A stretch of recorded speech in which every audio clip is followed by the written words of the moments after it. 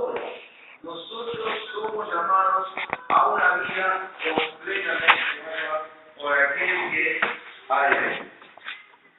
Quiero compartir con ustedes la lectura del día de hoy en Mateo 21, que nos habla de cómo nuestro Señor Jesucristo entró en Jerusalén. Yo creo que si se las pregunto, las saben hasta de memoria, pero siempre es bueno recordar, especialmente los chicos. Miren, escuchen ahí cómo es que Jesús entró a Jerusalén. ¿Sabés cómo entró a Jerusalén?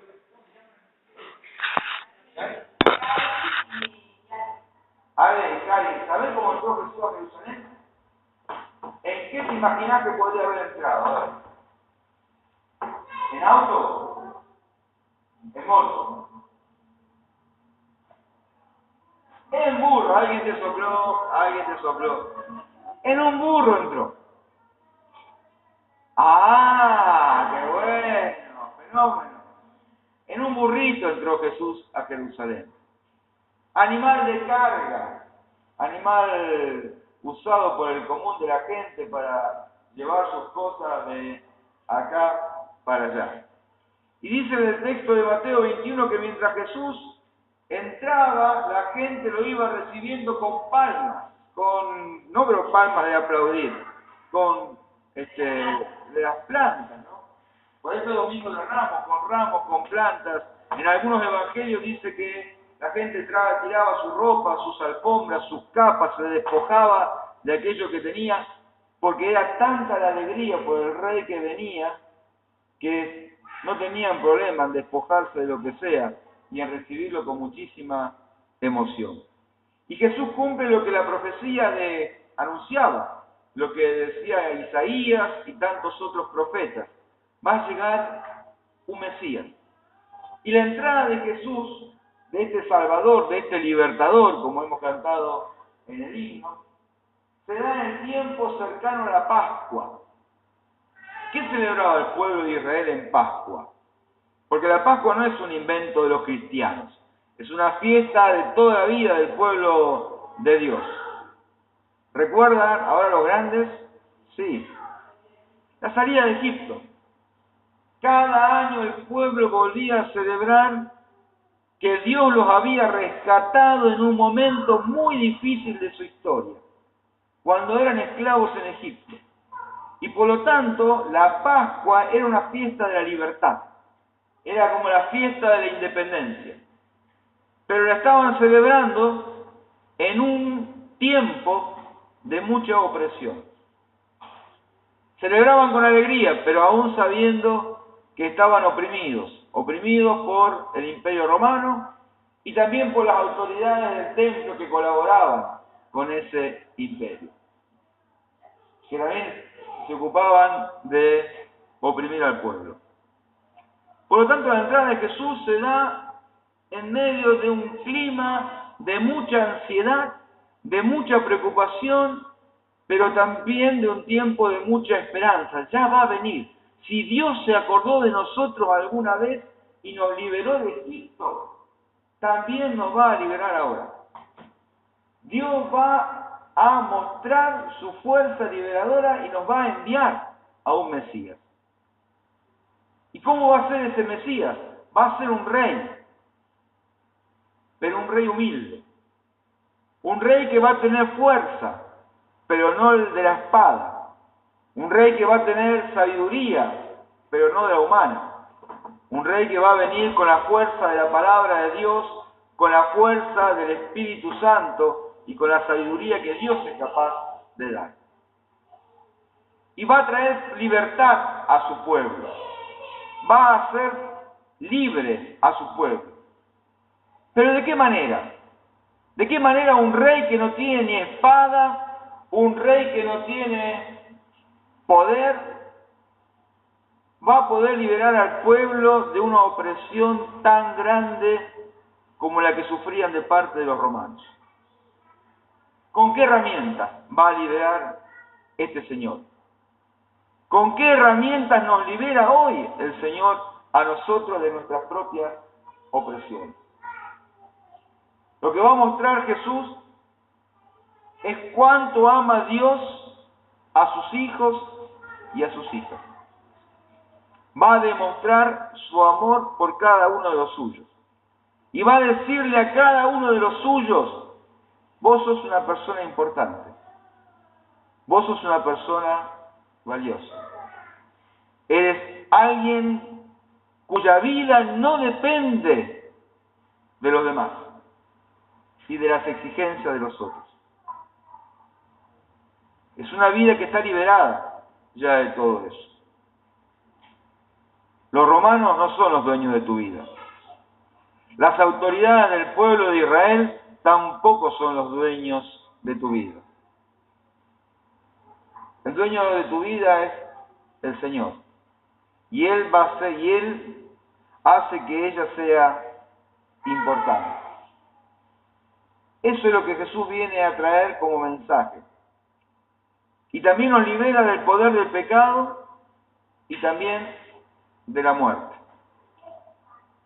Y yo les pregunto hoy a ustedes, hermanos y hermanas, ¿de qué cosas quisiéramos que el Señor nos libere? ¿Qué cosas son las que hoy sentimos como una verdadera carga y quisiéramos que venga el Señor, así como en aquel entonces, y venga y nos libere? De la inseguridad, ¿no? De los miedos. ¿De qué otras cosas quisiéramos que nos libere el Señor hoy?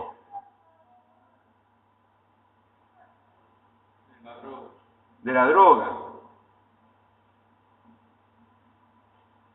Quizás también de las injusticias. Quizás también de nuestro mal carácter en algún momento. O de nuestras mezquindades. O de nuestro egoísmo. Del maltrato que recibimos. ¿Cuántas cosas hoy necesitamos que el Señor venga a liberarnos también? Y entonces aparece el misterio, la pregunta: ¿podrá el Señor liberarnos de todo eso?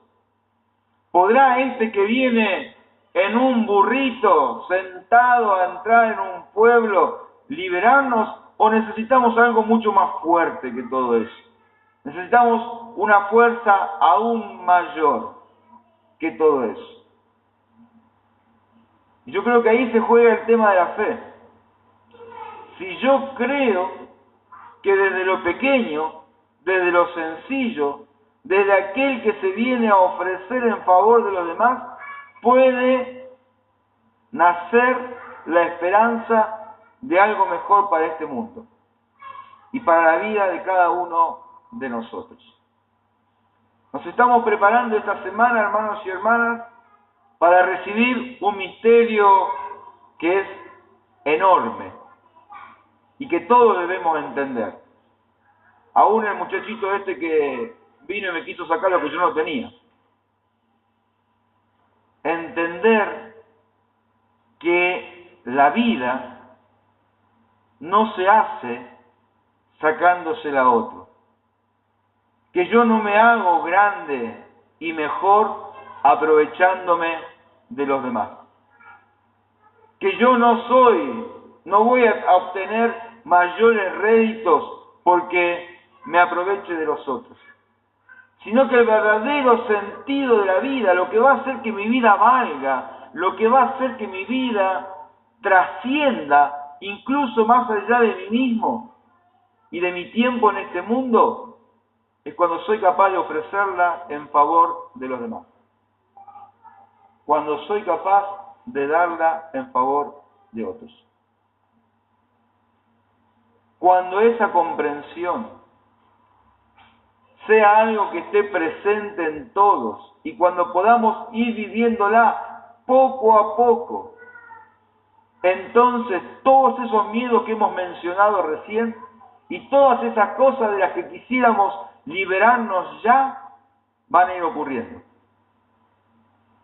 La obra del Señor no es una obra mágica que viene y toca con la varita y ¡pum!, todo desaparece. Todas esas cosas que hemos mencionado, hermanos, son parte de la construcción de un mundo que vive gobernado también por el pecado. Pero también es cierto que ese pecado fue vencido en Cristo Jesús. Y entonces no va a tener la última palabra, se los puedo asegurar. No va a tener la última palabra. La palabra de Dios nos dice que no tendrá la última palabra aquellos que quieren aprovecharse de la vida de los demás.